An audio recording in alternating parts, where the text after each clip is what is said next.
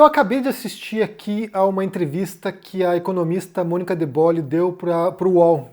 E foi bem interessante porque ela trouxe ali alguns elementos, né, para compreendermos esse cenário agora pós-Trump, ou pós-Trump não, agora a nova era Trump, né, pós-eleição nos Estados Unidos, e como isso causa uma série de incógnitas sobre o futuro. E aí o que ela fala ali, embora ela traga alguns elementos ali, o que ela diz é o seguinte, olha, não dá para prever nada. Não dá para dizer, sabe, não dá para cravar nada nesse momento porque está tudo muito obscuro, está tudo muito, sabe, fluido e pode ser que as coisas mudem bastante. E aí, o que ela diz tem tudo a ver com um outro vídeo que circulou ontem do humorista Jon Stewart nos Estados Unidos. Ele tem um talk show e ele faz análises políticas também, né? Ele é alguém muito inteligente, é muito rápido o raciocínio dele, é um cara fenomenal. Os debates que ele participou, embora tenha uma pegada mais humorística, são fenomenais. E o Jon Stewart fez um vídeo que é brilhante, brilhante mesmo, no qual ele fala o seguinte, olha, ninguém sabe porra nenhuma. Não confie em especialistas, ele diz isso, né? Mas não confie em especialistas, não confie, sabe, nos gurus de política, porque ninguém sabe porra nenhuma. E aí ele faz uma retrospectiva de certas análises feitas pós-eleição, em outros momentos, né? Pós-eleição do Obama, pós-eleição do Trump, pós-eleição do Joe Biden, e agora ele faz um recorte ali de algumas análises, de algumas previsões, e todos estavam errados, né? Ou pelo menos aquilo que ele recortou, né? Pode ser que seja enviesado aquilo ali para poder mostrar como esses especialistas, como esses analistas políticos erram pra caramba. Mas ele vai dizer o seguinte, olha, ninguém sabe de nada. A gente pode, sabe, prever um cenário apocalíptico, como parece que vai ser, mas ninguém sabe de nada. Então isso não pode nos desmobilizar de modo que a gente caia na apatia e não faça nada para poder reagir a um cenário como esse. O primeiro fato é que é um cenário assustador. Assim, a gente está falando aqui de uma eleição que pode impactar no mundo inteiro, impactar na extrema-direita do mundo inteiro, incluindo no Brasil. Por si só, isso já é bastante assustador. Mas o fato é que a gente sabe muito pouca coisa do que vai acontecer. E daí, pegando o gancho tanto do Jon Stewart como da Mônica De Bolle, eu quero falar um pouquinho sobre isso, né? Sobre como agora a gente está lidando com um cenário que é muito instável, que é muito imprevisível, como sempre foi na política, na verdade, né? Se alguém dissesse, por exemplo, após queda da ditadura, né, anos 80 ali, virada direta já, sabe, transição da ditadura para a democracia, que o PT, o Partido dos Trabalhadores, governaria o Brasil por tanto tempo, a gente acharia que é uma piada, né? Muita gente acharia que é um absurdo, sabe, inaceitável. Um partido comunista chegando no poder. Ou se dissesse em 2008, auge do governo Lula, que em 2018 entraria um extremista de direita no poder, né, como o Bolsonaro, todo mundo acharia um absurdo, isso aí é inaceitável. Então, assim, o fato é que é muito difícil prever as coisas, né, prever os processos históricos, e claro que muita gente está aqui jogando, né, perspectivas, análises, compreensões sobre a realidade, mas no final das contas ninguém sabe o que vai acontecer, e ninguém tem essa certeza a ponto de poder cravar uma resposta sobre o que vai acontecer.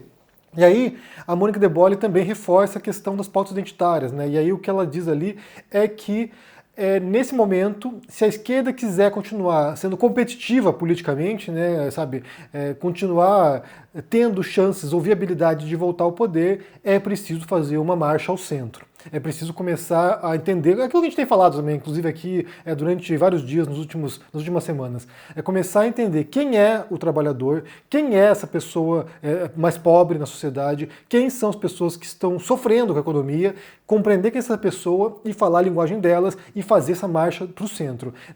Abandonar pautas identitárias que, segundo a Mônica De Bolle, mas também muita gente tem falado nesse sentido agora, né, são repelentes para o eleitor. O eleitor não está interessado em linguagem neutra, o eleitor não está interessado, sabe, em micro disputas, de microagressões de certos grupos identitários, não estão interessados nisso, eles querem saber como essa pessoa vai melhorar a minha vida, o que essa pessoa vai fazer para transformar o meu dia a dia em algo menos merda do que é atualmente. E aí, para isso, é preciso saber quem é o eleitor. E aí, essa marcha para o centro é aquilo que se fez desde sempre na política institucional, na política real, né? Porque uma coisa é a política idealizada, uma coisa é a política delirante, né? Que você fala qualquer coisa, né? A revolução, acabar o capitalismo, acabar, sabe, mudar tudo que tá aí. Isso aí é uma política idealizada, isso não vai acontecer de fato. A política real é tentar falar com essa massa de pessoas que não têm ideologias definidas, que não têm posições rígidas sobre sabe, as questões políticas, que não são militantes de nada, são pessoas normais, pessoas que trabalham o dia inteiro, pessoas que têm filhos, têm famílias e querem ter uma vida digna.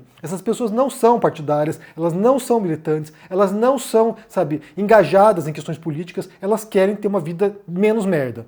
E aí, se os partidos de esquerda não conseguirem dialogar com essa pessoa concreta, essa pessoa real, essa pessoa que não é politizada, eles não vão conseguir mais recuperar a credibilidade e reconstruir essa ponte com esse eleitor. E aí sim você tem lá a extrema-direita fazendo essa ponte, do modo deles, do modo mentiroso deles, falseando a realidade, sabe, distorcendo, teorias conspiratórias, todo esse tipo de coisa, mas eles conseguem criar essa ponte com esse eleitor, até porque fala a linguagem desse eleitor, né? Fala a linguagem dessa pessoa, consegue compreender os valores dessas pessoas, inclusive, né? E aí entra uma questão, né? Se essa pessoa, esse eleitor comum, esse eleitor médio, né? Esse eleitor que não é engajado, se ele é conservador ou não, se ele é mais conservador do que ele é progressista e assim por diante.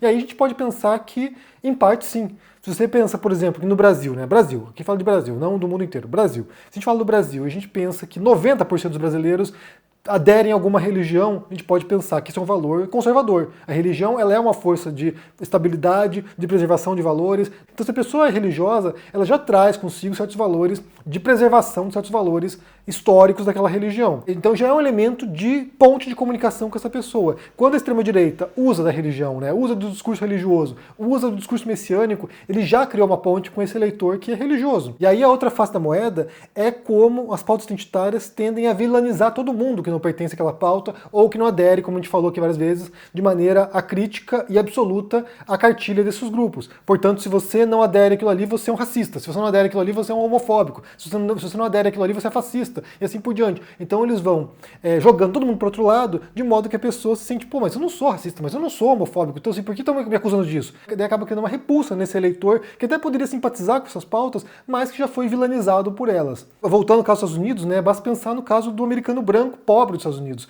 O cara é tão fodido quanto qualquer outro segmento da sociedade pobre dos Estados Unidos. Só que aquele cara lá, ele é tratado como se ele fosse um supremacista branco, como se ele fosse um racista, como se ele fosse alguém com privilégio. O cara lá fudido, que cresceu no ferrugem, que tá, sabe, uma região precarizada porque as fábricas, as montadoras foram embora de lá para o Sudeste Asiático, o cara não se sente privilegiado. Ele não se sente alguém que tem, sabe, algo muito além ou muito melhor do que qualquer outro cidadão norte-americano de minorias historicamente oprimidas. E aí quando vilaniza esse cara, o cara não vai simpatizar com as causas de esquerda, porque ele não se sente representado por aquilo ali e ele não se sente acolhido por aquilo ali. Ele vai migrar para quem o acolha. A gente falou muitas vezes sobre isso aqui, eu estou repetindo aquilo que eu já disse, sei lá, uma dezena de vezes nos últimos meses. Então a gente tem aqui um cenário no qual esse tipo de militância, que é a militância repulsiva, está perdendo espaço, está se tornando motivo de chacota, está se tornando um entrave para que a esquerda avance no Brasil, pelo menos, né? Ou nos Estados Unidos. Então a gente tem um cenário agora no qual aderir a ideias extremas está se tornando um objeto, um entrave, um peso para que a esquerda ganhe a eleição. E aí, esses próximos anos, até a eleição presidencial no Brasil, vai ser o momento no qual, sabe, partidos de esquerda, políticos de esquerda, comunicadores de esquerda terão que repensar isso, as táticas, terão que revisar o modo como se comunicam, terão que revisar, inclusive, quem é o eleitor, né? Quem é o possível eleitor, quem a gente quer convencer agora a votar na gente, quem a gente quer convencer agora a acreditar nesse pacote de ideias que a gente defende, que seria para todo mundo, para os trabalhadores, né, principalmente, para os mais pobres, como convencer essas pessoas de que aquilo ali que eu faço não é repulsivo, eu não sou inimigo dessas pessoas, elas não são meus inimigos, de modo a fazer essa marcha, como diz a Mônica De Bolle, essa marcha para o centro, de reconquistar esse segmento gigantesco da população que se sente repelida por discursos e práticas de grupos sectários de esquerda. Então me parece agora emergencial isso, né? E aí só voltando aí à frase tanto da Mônica De Bolle quanto do Jon Stewart de que ninguém sabe de nada, ou é um momento muito difícil de a gente poder cravar previsões ou cravar, sabe, algum tipo de análise precisa sobre o mundo, é que, no fundo, a gente sabe bem pouca coisa sobre o mundo, né? A gente sabe muito pouca coisa sobre o mundo, a gente está coletando informações, tentando, sabe, elaborar, tentando processar as informações, mas a gente está dentro das nossas limitações como seres humanos. Nós, seres humanos, somos limitados. Nós, seres humanos, temos uma dificuldade tremenda de concatenar as informações do mundo, que são infinitas, reunir essas informações e processá-las e chegar a uma conclusão que seja muito precisa sobre o mundo. E aí, é claro que quando você pensa sobre as posições que existem, políticas, ideológicas, filosóficas, sabe, mesmo na ciência, você percebe como isso se dá. Porque é o seguinte, olha, quando você observa um fenômeno, e aí você percebe que existem 3, 4 posições distintas sobre aquele fenômeno, interpretações diferentes, né? Você tem um grupo que entende aquilo ali de um modo, você tem outro grupo que entende de outro modo, você tem outro grupo que diz que é outra coisa. Quando você percebe que há uma multiplicidade de interpretações sobre a mesma coisa, aí você se dá conta de duas coisas. Primeiro, que nem todos podem estar certos. Ou seja, se você tem 4 posições sobre o mesmo fenômeno, o que acontece é o seguinte: ou um está certo e os outros estão errados, ou todos estão errados, ou alguns deles têm fragmentos de verdade. Ou seja, eles conseguiram perceber ali um vislumbre daquilo, têm considerações importantes sobre aquilo, mas, no geral, não estão totalmente certos, porque se estivessem certos, o outro estaria errado. Até porque são visões distintas sobre aquela mesma coisa. Então, quando você emite uma opinião sobre o mundo, é claro que todos nós achamos que estamos certos. Quando eu venho aqui e falo o que eu penso, aquilo que eu defendo, é claro que eu avalio que eu estou certo, mas sempre há a possibilidade de estarmos errados. E aí, tem gente que fala assim, mas o Henry diz tal coisa, ele acha que ele é o dono da razão. Escreveu um livro sobre isso, Como Vencer um Debate Tendo Razão, e aí eu vou ser obrigado a ler aqui. É a segunda página do livro, na verdade, né? A segunda página, aqui tem a apresentação aqui do livro, e na outra página, que é a página 6, mas é a segunda página do texto, eu digo o seguinte aqui, olha. Todos nós cometemos erros de raciocínio lógico, todos nós incorremos em inferências incorretas, todos nós cometemos algum tipo de falácias lógicas. Na maioria dos casos, fazemos isso por descuido ou desconhecimento. Podemos até ser induzidos ao erro por informações incorretas ou incompletas ou por causa de agentes maliciosos. Aliás, há uma vasta literatura na psicologia cognitiva e social que lida com os numerosos viés de nossa mente, isto é, distorções das nossas faculdades mentais que, embora turvem o nosso raciocínio, certamente serviram para nos manter vivos como espécie, num mundo hostil e repleto de desafios práticos, consequências do longo processo evolutivo da nossa espécie, e que nos trouxe até os dias de hoje. É basicamente o seguinte: é melhor a gente estar errado e vivo do que a gente estar certo e morto. Então, assim, na natureza a gente tem que fazer processos mentais mais rápidos, que podem nos levar ao erro, mas que nos mantêm, protegidos de certas ameaças. Então, assim, todos nós podemos estar errados sobre um monte de coisas. Ou melhor, provavelmente a gente está errado em relação a um monte de coisas, porque supondo que haja uma interpretação correta sobre um certo fenômeno, apenas uma pessoa vai ter resposta para aquilo. Os que discordam daquilo vão estar errados. E aí a gente retorna aqui a esse debate político numa democracia, porque todo mundo que está debatendo, as pautas, defendendo suas ideias, defendendo suas propostas, defendendo o seu modelo de sociedade, todas essas pessoas imaginam que são certas. Todas essas pessoas imaginam que estão corretas.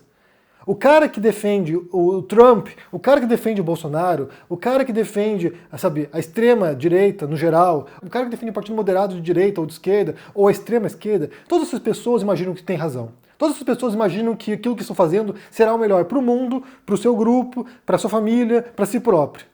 E aí, é claro que a gente entra na questão, né? Quem tem razão nesse debate, né? Talvez seja justamente esse ponto, né? Talvez cada um desses grupos tenha fragmentos de percepção sobre o mundo, mesmo que a gente discorde do conjunto geral da ideia dessas pessoas. E essa é a beleza da democracia, é que essas pessoas possam, cada um do seu modo, disputar esses espaços e compreender como o seu discurso atinge as pessoas, e compreender como essas pessoas são atendidas pelo seu discurso. E aí também outra beleza da democracia é que um grupo pode chegar no poder, fazer um monte de cagada, porque ninguém tem resposta definitiva sobre as questões, fazer um monte de cagada tentando fazer o melhor, fazer um monte de cagada, e aí as pessoas percebendo que aquilo ali não melhorou suas vidas, ou melhorou pouco suas vidas, ou não cumpriu as expectativas, chutar essa pessoa do poder e botar outra pessoa no poder, porque parece que ela vai poder responder. E aí sempre essa tentativa e erro, né? Tentativa e erro, nessa promessa de que vamos chegar num lugar melhor. E aí é claro que é muito mais fácil, é muito mais simplificador, é muito mais simplório, inclusive, né? É muito mais conveniente taxar todo mundo que discorda da gente de fascista,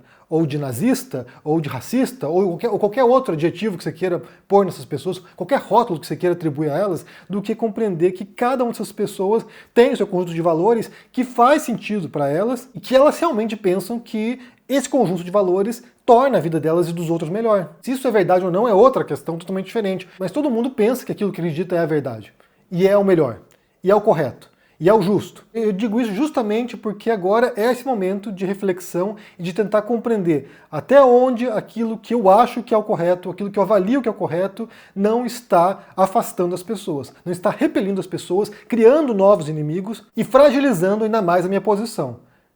Acho que é um ponto de reflexão aqui, né?